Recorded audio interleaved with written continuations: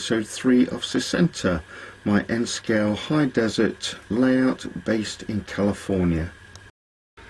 I'm really getting a kick out of this layout in its latest incarnation. For those who haven't seen this before, it's my secondary layout and is actually set above my main layout, the Montrose and Highland Railroad. It started out as a British diesel layout called Roughfield, and then when I lost interest with the poor running Graham Farish, Dapol, Bachman etc. locos, I went over to make it an American layout based in Washington State, and the layout was called Cascade, but there was still a few problems with the layout and I decided I was going to scrap it. It received a reprieve earlier on this year when I decided I would use better quality locomotives in the form of Cato locos or Cato locos, and I moved state even and changed it to a desert layout, the high desert area of California, somewhere off the main line between Barstow and Hesperia. I found a nice coloured beige coloured paint called Santa Fe which is very apt, seeing as the layout is now based firmly in Santa Fe territory, and I scrubbed the paint into the existing terrain grass mat, tore up all the trees and bushes, and I've now started to put down new terrain. So let's take a look. In Sesenta 2 you saw that I'd found a nice colour paint called Santa Fe, which I was using to make quite nice looking terrain. It looks suitably desert like, sandy, and I've also now applied some static grass and some of those dark green bushes that seem to grow all over the place in the Californian desert, and as you can see on the backdrop they're quite evident there as well. Also, since the last episode, I got these track bumpers from the NMRA convention last weekend. Only this one was an original, that's why it's dirtier than the rest, so I've got to weather the new ones.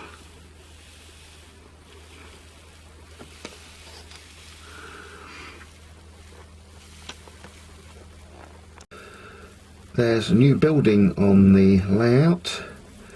It's a general store which I built from scratch. A lot of the parts came from a Pike Stuff or Rick's Products kit. There's a Tichy window there, and obviously I printed out some posters and signage off the internet. I've redone the road, so it goes off into the distance there. I'm thinking there's some sort of town over the horizon which you can't see here, either there or at that end of the road. There's a pull off here by the gas station, and there's a wire fence which I've also put up just today actually. And Fred and Reds has hopped across the road and is now on this side of the road. There's more room for people to park outside, and although the fence comes up to Fred and Reds, you can get round it and go and have a look at the trains, which I guess is what these people have done, standing up there waving to the trains. And now for something completely different.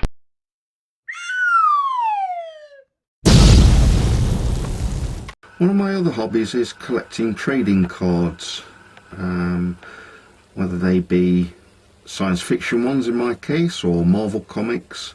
You can also collect baseball cards, and one of the ways you can display them is by buying sleeves, which in this case display 9 cards.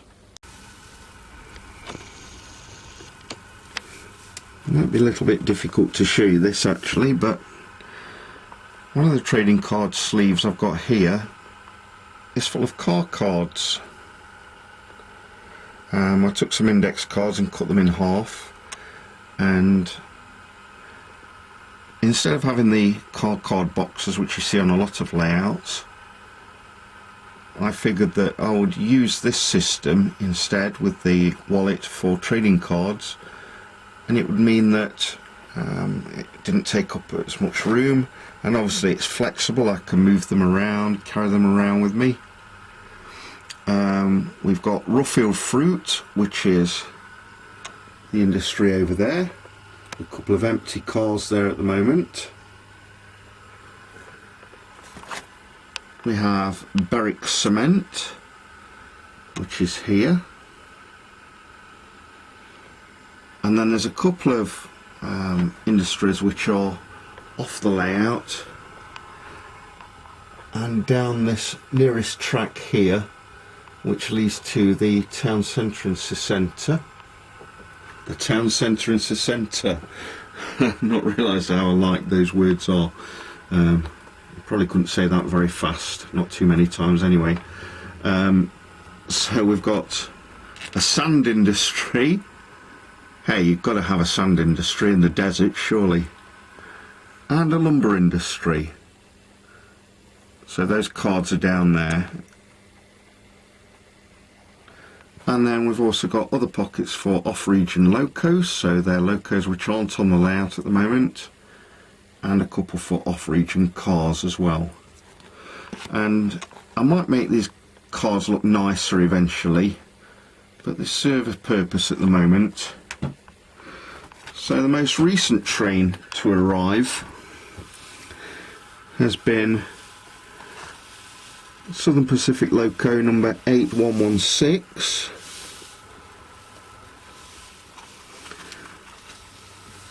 There's a Western Pacific loaded boxcar. There's a Rio Grande cement hopper, which is loaded. We have a Burlington Northern loaded boxcar. We have an Orange Union Pacific Fruit Express loaded reefer there, and the Great Northern Caboose, still not yet painted into Burlington Northern colours, and I'm not going to either, to be honest. So I've not decided where all these cars are going yet, whether they'll stay at Berwick Cement or Ruffield, or they'll go on down the line to either Hayes Sand or Cafe Lumber. But on the back of these cars it says loaded on this side and empty on the other. So on a future session I'll just turn the cars round and we can do some more ops with them again as empty cars. If anybody has any ideas on how I can improve this system, then please leave a comment down below.